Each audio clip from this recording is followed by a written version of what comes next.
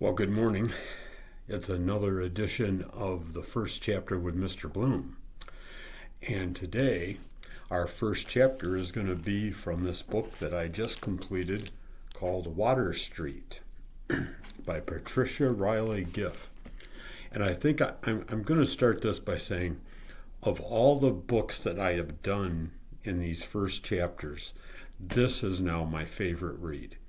And it's my favorite read for a couple of reasons. One, it's a historical fiction. It's set in 1875, and it's the story of two seventh graders who anticipate completing their final year of schooling in the eighth grade. Both characters are poor, and schooling is costly. And so neither Thomas or the girl Bird really have the expectation of being able to go to high school. And so that's part of what's going on in the story. The other reason I like this book is because there's not a swear word in it. And so it's suitable really for even fifth and sixth graders to read, because the language is very safe, and it's just a really good story, and so I highly recommend it. Now, my approach is going to be a little different with this book, because there is a short introduction to the first chapter that I want to read to go along with this first chapter. But let me just read you a brief synopsis from the front cover. Brooklyn, 1875. Bird Malin lives on Water Street, where you can see the great towers of the Brooklyn Bridge being built. Bird wants nothing more in life than to be brave enough to be a healer like her mother, Norrie, to help her sister Annie find love, and to convince her brother Huey to stop fighting for money with his street gang. And of course, she wishes that a girl would move into the empty apartment upstairs so that she could have a friend close by. But Thomas Neary and his father move in upstairs. Thomas, who writes about his life in his journal, about Pop, who spends each night at a bar, about the mother he wishes he had, and about the Malin family downstairs, which he desperately wants to be a part of.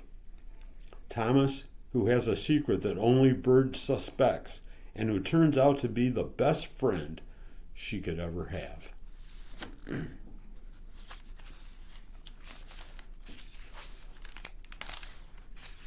So, Water Street, summer of 1875, before. Thomas had made himself a notebook with cardboard covers and sewed in the pages. But if the book wasn't handy, he used anything, paper bags from the market, or even the edges of the newspaper. He wrote stories about anything he saw, and he saw a lot.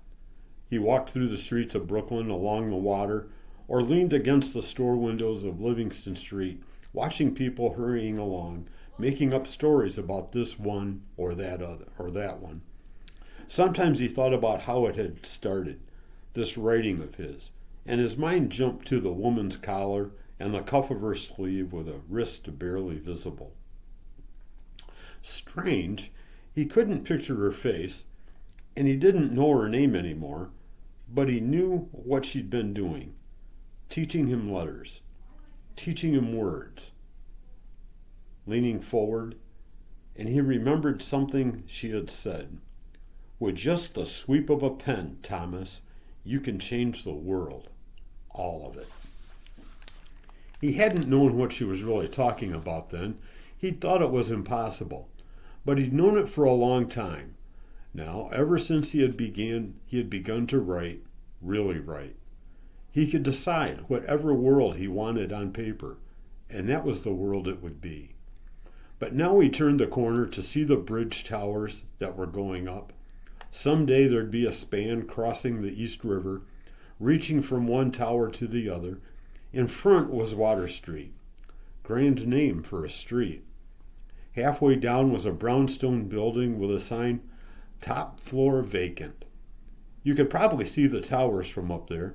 You could look down and see everything. There must be dozens of stories right in that street.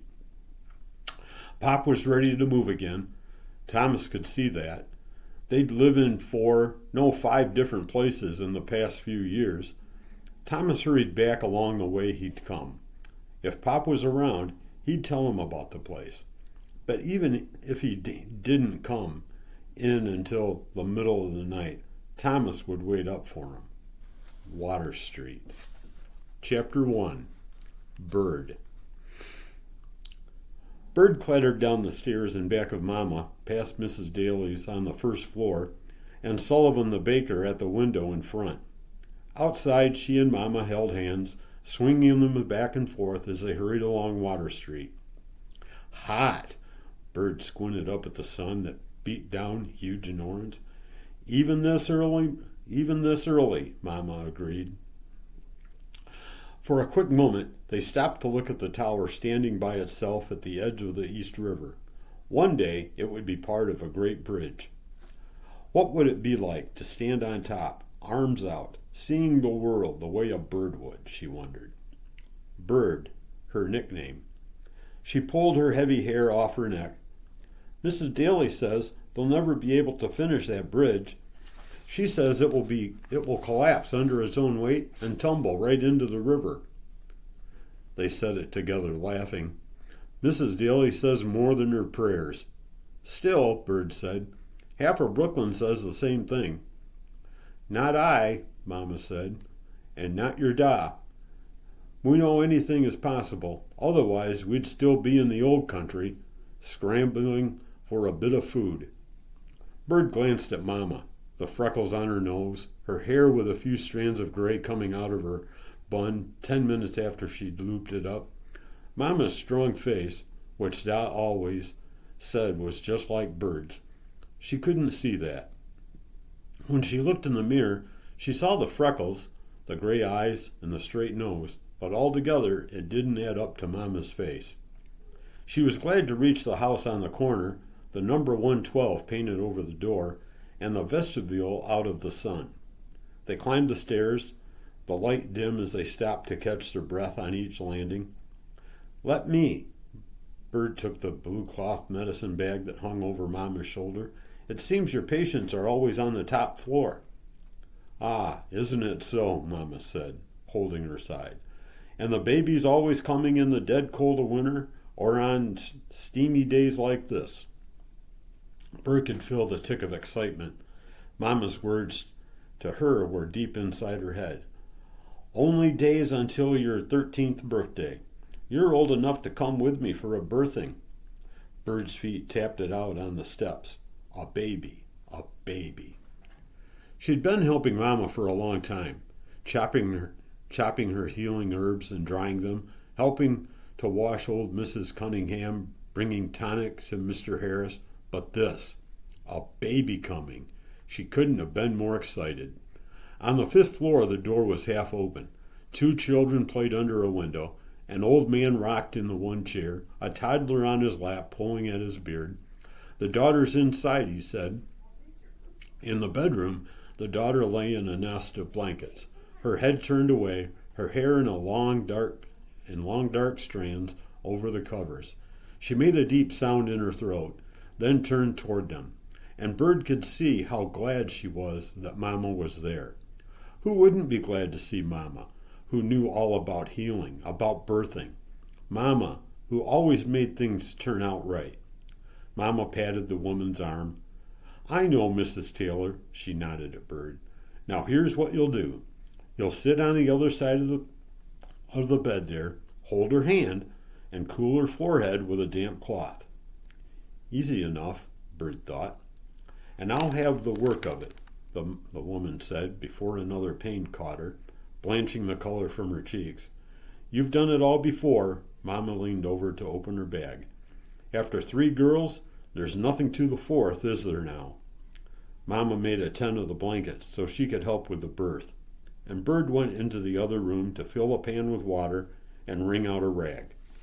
She stepped over the children as she went, and bending down to touch the tops of their heads. Back in the bedroom, she ran the rag over the woman's neck and face. She held her hand during the pains for as long as she could stand it, then pulled her own hand away in between each one. Bird's hands were larger than Mama's already, but still she felt as if fingers were being crushed in the woman's grip. At first the woman talked a little, telling them that her husband wanted a boy, that he wouldn't forgive her if it was another girl, but after a while it was only her breathing Bird heard in that stifling room, and sometimes that sound in her throat. But Mama's voice was sure and soft, telling her it wouldn't be long. Bird sat there thinking about the miracle of it, to be like Mama, to be able to do this.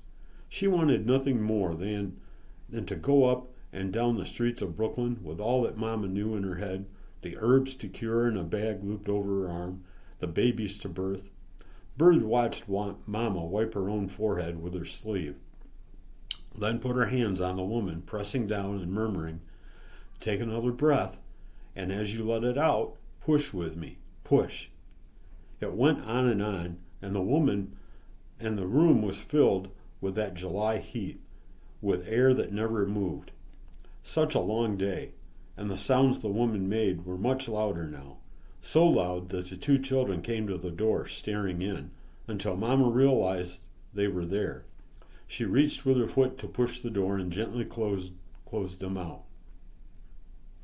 And then the smell of blood was in the room, and the baby slid into Mama's hands, wet and glistening. A girl. She handed her to Bird.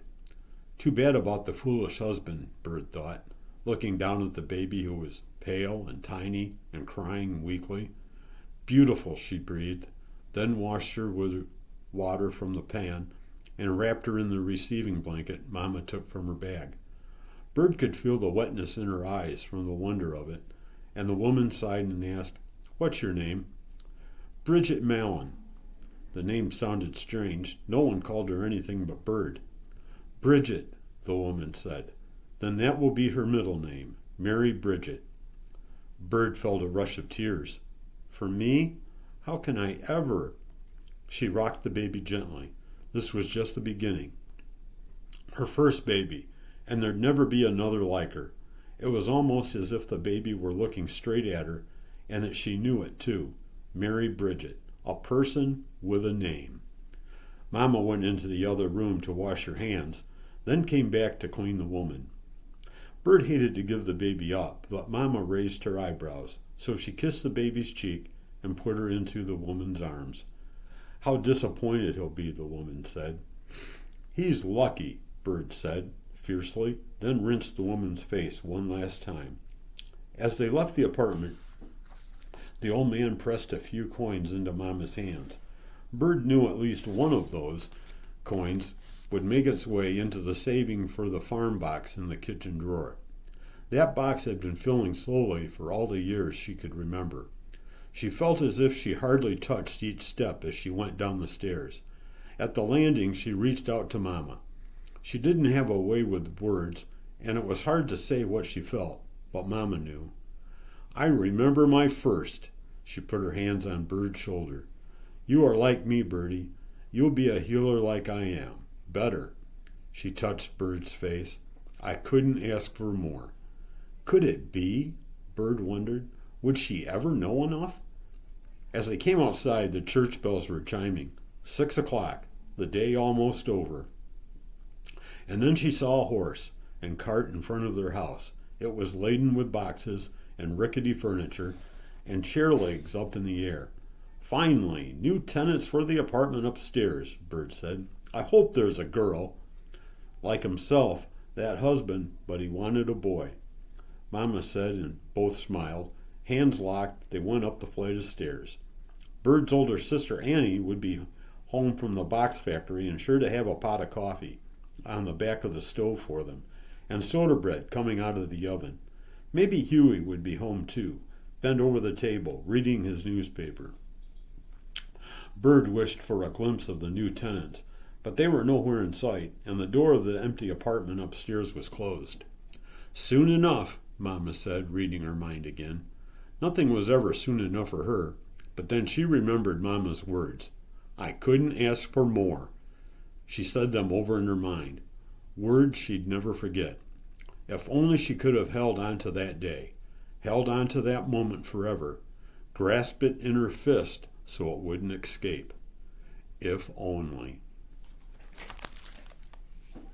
So that's the first chapter. And this, like I said, is a great book. It's actually the third in a series about Nori.